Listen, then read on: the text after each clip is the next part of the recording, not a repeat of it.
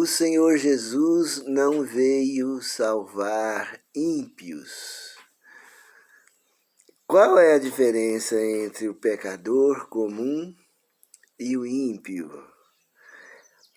O ímpio é aquele que ama o pecado, faz guerra contra a verdade, odeia o bem e tem prazer na maldade. Gosta de negar os mandamentos da lei do Senhor. Esses são ímpios. Infelizmente, as pessoas ainda não sabem fazer diferença entre o ímpio e o pecador.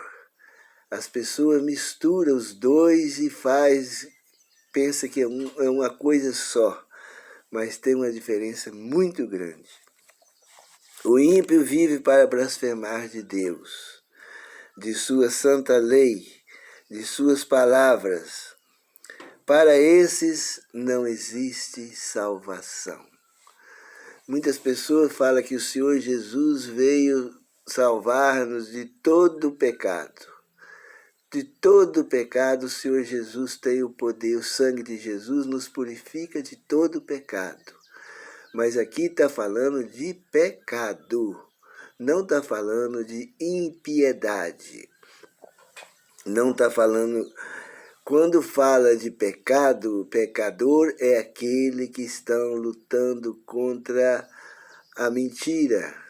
É aquele que estão querendo fazer a vontade de Deus.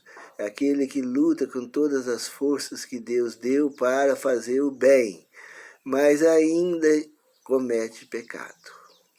Ainda há deslizes, ainda tem necessidade de ajuda de Deus para vencer o pecado. Está no combate contra a mentira, contra o erro. Esses são pecadores, tentando acertar e acertando cada dia. Cai hoje, levanta, torna a cair, torna a levantar. Estão em luta constante contra o pecado. Esse sim, o Senhor Jesus veio para salvá-los de qualquer tipo de pecado. Mas essas pessoas que estão aí guerreando contra a lei de Deus, fazendo guerra contra os mandamentos, perseguindo as pessoas que obedecem à lei do Senhor, vive no prazer de fazer o que é mal aos olhos de Deus. Esse tipo de gente, eles são ímpios e não há salvação para eles. Lá em Oséias 4,17 diz assim: Efraim está entregue aos ídolos, deixai-os. Há ímpio que planeja o mal, para esses não há salvação. É aqueles que são como Judas Iscariote, planejou vender o Senhor Jesus e com dias de antecedência já vem planejando fazer esse mal. É como Esaú também, que foi longe na impiedade. Trocou o seu direito de primogenitura, uma coisa tão boa, tão sagrada, por um prato de lentilha, por um prato de feijão cozido.